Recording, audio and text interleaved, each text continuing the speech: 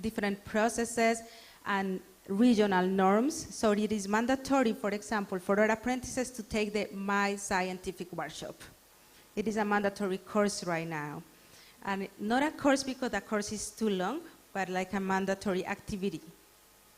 And also, we are changing other kind of organizational guidelines, introducing this gender perspective at these kind of activities to be sure they are going to be included in the educational process.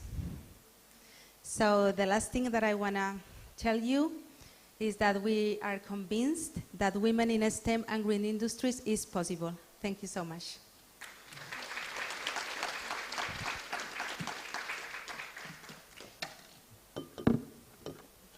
So thank you very much, Paula. I think what's so important from this presentation is the illustrations that Paula has shown us that about how to actually incorporate gendered analysis, asking gendered questions in the STEM field. And I do urge all of you who are in a higher education space, be it the university space, the TVET space, those of you who are even coming from secondary or primary school spaces, as educators, to think about how are these gendered type questions being asked in your own curriculum? Are we having a gendered lens embedded in our STEM disciplines, in the courses that we're teaching? Because I think this is a perfect illustration of when we ask those questions, also how things can change for the students that are studying in our fields.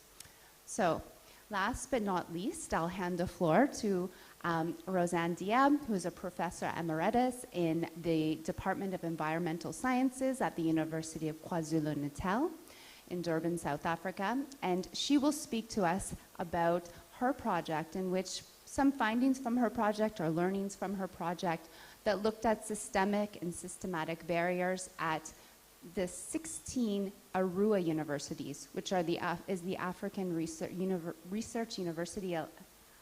Now I'm forgetting my acronym, sorry. The African Research University Alliance's institutions on the continent. So, Roseanne, I'll hand it over to you.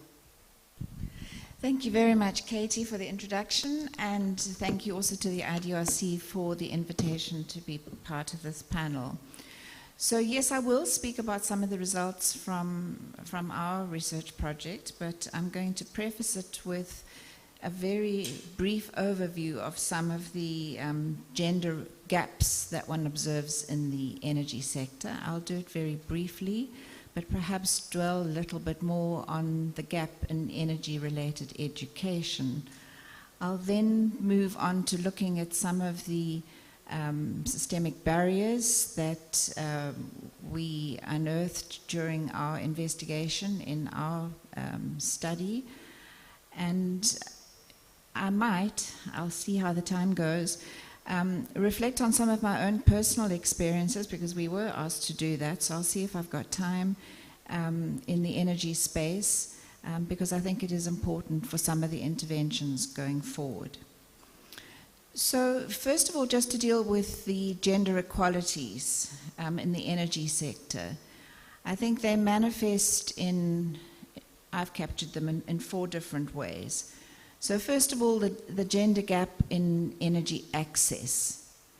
And I start with this because in some ways this could be a little bit of a good news story, because as we transition to clean energy, it means that in the context of rural areas, particularly in underdeveloped countries, where people are relying on fuel wood and paraffin or kerosene to do their home cooking, a burden which is normally borne by women, and women have to do the collection of the fuel wood.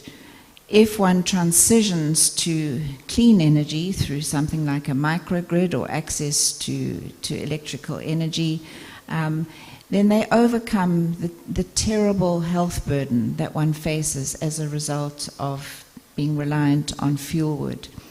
Many years ago, we did a study in an informal sector in an urban area where people were using kerosene, and we used the US Environmental Protection Agency health risk assessment model and found that women, and particularly children who were often strapped to the woman's back, were very vulnerable and at very high risk of not only respiratory problems but also carcinogenic problems, because many of the pollutants emitted are carcinogenic. And then, of course, there is alleviation as a result of no longer having to spend the time collecting the fuel wood. And I did hear what the previous speaker said in the previous session about that. Women perhaps sometimes even like doing that. Let's just talk then, the second gender gap that one finds is in the energy labor market. One often finds it as a result of women's education in the STEM sector and lack of access to education. They occupy lower qualified jobs, less technical jobs, more administrative jobs. So there's a big energy gap there. The third gender gap is in decision making. And again, I refer here to a rural setting where they might be getting energy through a microgrid of some sort for the first time from either solar or wind energy. And women are often excluded from the decision-making process as to how this energy that is supplied is going to be utilized. It's mainly a patriarchal society where the men are taking the decisions about how the energy is going to be used. And then the fourth gender gap is in terms of energy-related education, and we've heard a lot about that. There's absolutely no doubt that as we transition to cleaner energy, we need a large pool of engineers. Not only academic engineers, but professional engineers. They are really the bedrock of this transition. I'm not going to give you statistics. I think we're all familiar with them, and we've heard them from our previous panel. If we look at the STEM fields in general, we find that women are underrepresented in most of the fields. They're improving somewhat in science, but lagging terribly in the engineering sphere. Women, even if they do go into engineering, are tending to focus on the type of engineering field that is not particularly useful in the energy sector. They might go into biomedical engineering or something like that. And there are few women in electrical engineering and in mechanical engineering. We also find that, it's not only the enrollment at the university is low, but their enrollment in postgraduate engineering is low. The number of women engineers in the professional space and in academia is low. It's just generally not a good news story, and I think it's pervasive everywhere. So let me just look at some of the results that we got from our IDRC-funded project, which, as Katie mentioned, was looking at gender equality across the African Research University Alliance universities. There's 16 of them spread across 9 countries. University of Ghana is one such university. And we were looking at women's participation in STEM at a senior leadership level, not in terms of enrollment, but obviously engineering was key to this. We gathered our data through online questionnaires as well as through in-depth interviews. And through our online questionnaires, we probed what were the systemic barriers to women taking up STEM degrees and careers. And we came up with some of the things that have already been mentioned.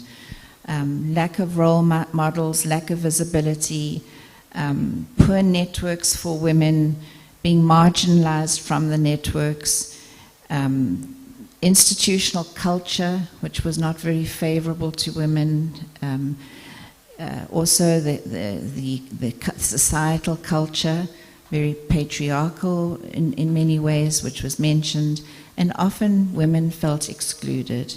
They felt that there was a lack of mentorship, there was a lot of unconscious bias, and in some cases stereotyping, where they were actively discouraged from pursuing those careers.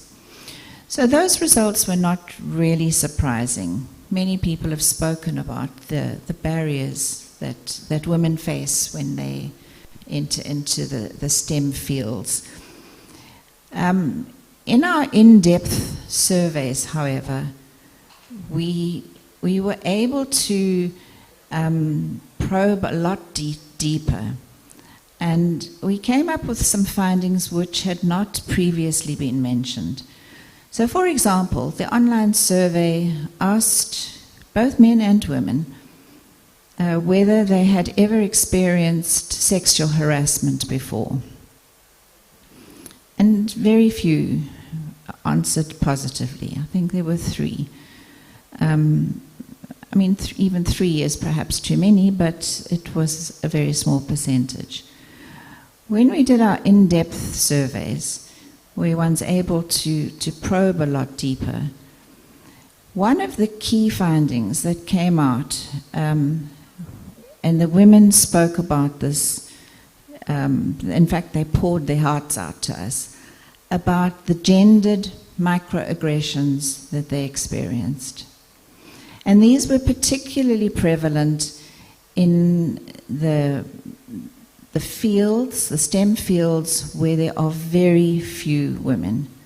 Engineering is one such field, computer science is another one, and to some extent medicine, because although there are many more women, it's a special case. The kinds of things women spoke about were that they often feel that they're overlooked in a meeting room, that they might say something but no one takes any notice, and then a few minutes later a man says exactly the same thing as they've just said, summarizes their points, and everyone nods their heads and says, yes, that's right. So their voice is not heard. They feel invisible. Bear in mind, these are senior women, dean and up. They spoke about being part of a senior university delegation, being introduced to external visitors, and the visitors would arrive and shake hands with all the men and ignore the women and assume that they were there to take the notes. Virtually every woman interviewed said they'd had the experience of being asked to make the tea in the meeting, that they were always asked to take minutes. These kinds of things just kept coming over and over again. And I could go on and give you many examples. I don't need to say many more. There were some where it was quite blatant. One couldn't call it sexual harassment, but it was comments that were inappropriate, and women didn't quite know how to do it. Many spoke about conference predators, that they were afraid when they went to conferences because there was a lot of, drinking in the evenings and loose talk and this kind of thing.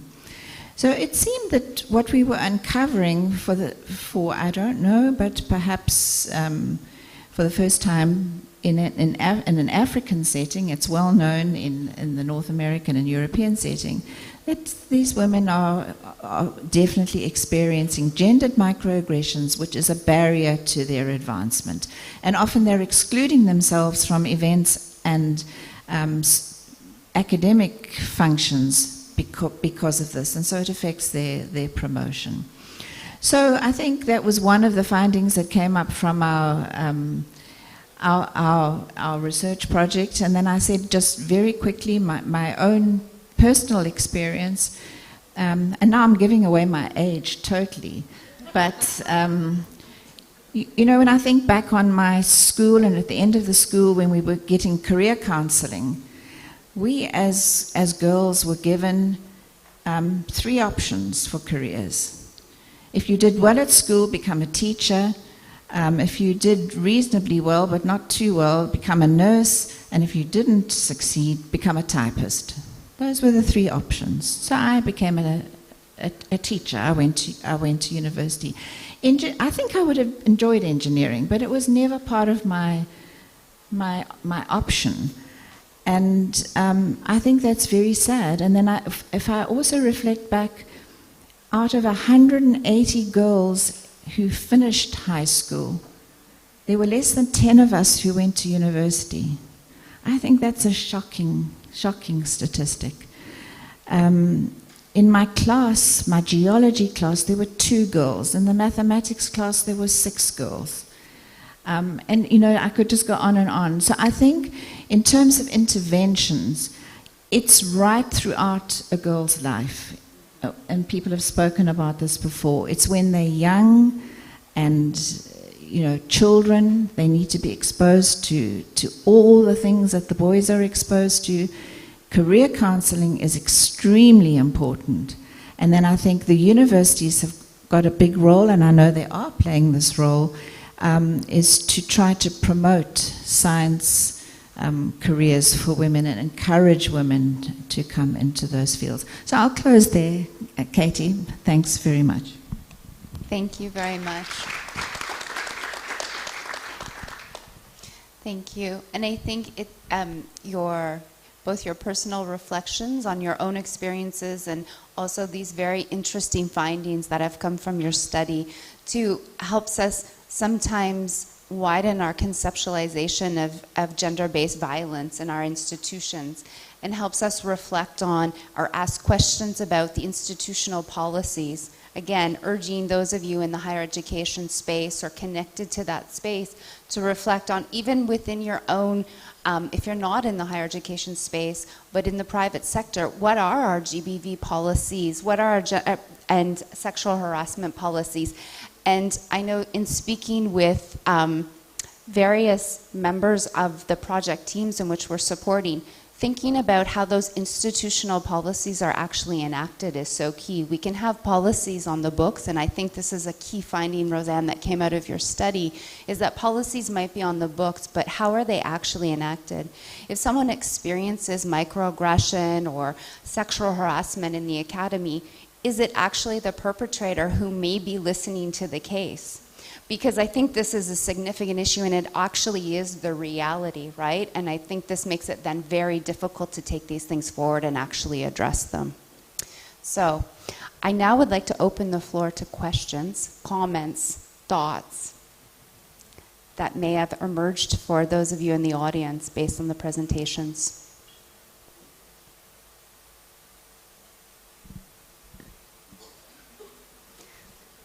They say if you wait long enough, right, someone may talk. The silence becomes uncomfortable.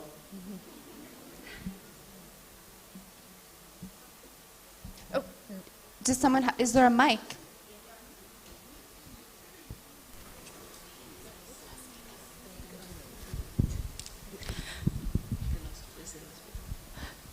Okay, a very good morning. I just want to say thank you to all the panelists. I think that you're touching a very pertinent point, especially with the last speaker when you spoke about sexual harassment, because although it's not physical, but the lasting damages to women who experience these issues within the workplace. I just wanted to find out within the survey, as you were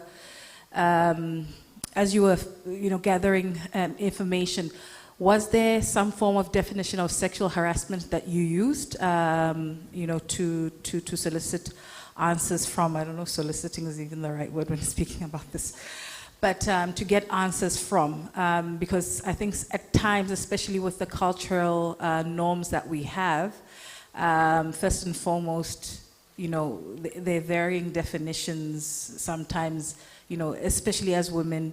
I think that our male counterparts or whoever's perpetrating on the other sex thinks that they are playing. So I think my interest is on, were there any definitions used? And And yes, I think I will stop there. Thank you. So thank you for the question. No, we did not include a definition of sexual harassment, and I think that is why we got slightly different results. In the online questionnaire, people read sexual harassment, and I think they immediately thought rape, serious sexual harassment. No, I haven't experienced that. And it was only when we were doing the interviews and there was an opportunity for the respondent to actually come back and say, no, I haven't experienced rape, but I have experienced some other forms, that we were able to then continue. So perhaps it was a failing in that we didn't include it, but in a way, I think it was good that people could interpret it in the way they did. And it seemed that what our study also showed was that when we're talking gender-based violence as a slightly different thing, it mainly, gender-based violence, everyone said, is a serious issue amongst the student population. I'm not sure whether it's in every country, but certainly in the interviews we conducted in South Africa, gender-based violence was a problem raised by all the senior staff. There have been many, many incidences of rape on campuses. But it's not something that happens amongst the academic faculty. There it's more these gendered, these subtle put-downs, gendered microaggressions. Thank you. We have a question from online. Prosper from our Zoom audience is asking where he could find the research findings we've been talking about during the sessions. Thank you. Sure. So just to respond to that quickly, you can always check out International Development Research Center's digital library, which is at idrc.ca.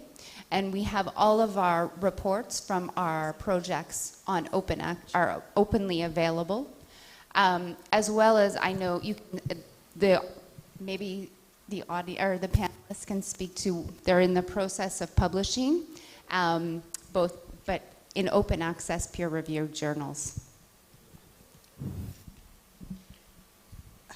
Hi.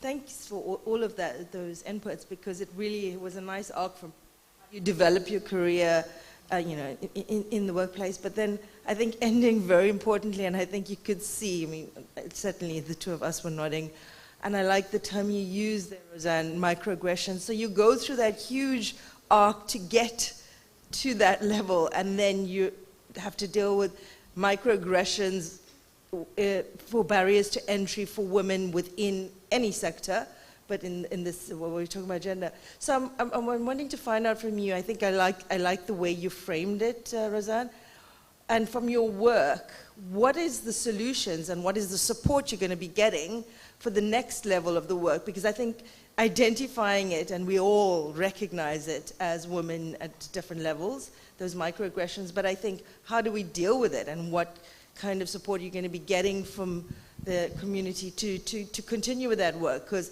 we can support getting women into STEM, getting them into the system, but then how then do we deal and helping them at that level? So that's what I would like to find out from you and from IDRC. Thanks. Okay. So yeah, a very, very important question. So I think what our research also showed is that virtually all the 16 universities, I think all except one, had sexual harassment policies. Okay, so that's a good starting point. But the sexual harassment policies are not helping to solve the problem that I've spoken about gendered microaggressions. Nor is there a very easy process within the university. Women said that going to the human resources is not the way to do it. So the kinds of interventions that I think we mentioned in our conclusions, it's very important that this be awareness raising and that it include both men and women. Many men are very aware of this and are sympathetic. There are some that are just oblivious to it. And I think it would be good to raise awareness in some kind of a space within the institution where this can be openly discussed, and women can share their stories, men can respond and hear, and it needs to be a sharing of stories, and in a safe environment with men and women. And then, of course, I think women also spoke about different kinds of men. There are men who are very sensitive to this and sympathetic. There are the men who are willing to learn about this and change. But then there are some who are very antagonistic and actually deny that this exists. So I think you're bringing them together. And then there are some universities that have already introduced programs that all students must be exposed to. And I know the University of Cape Town is got a program that they call, I think it's called Masculinities.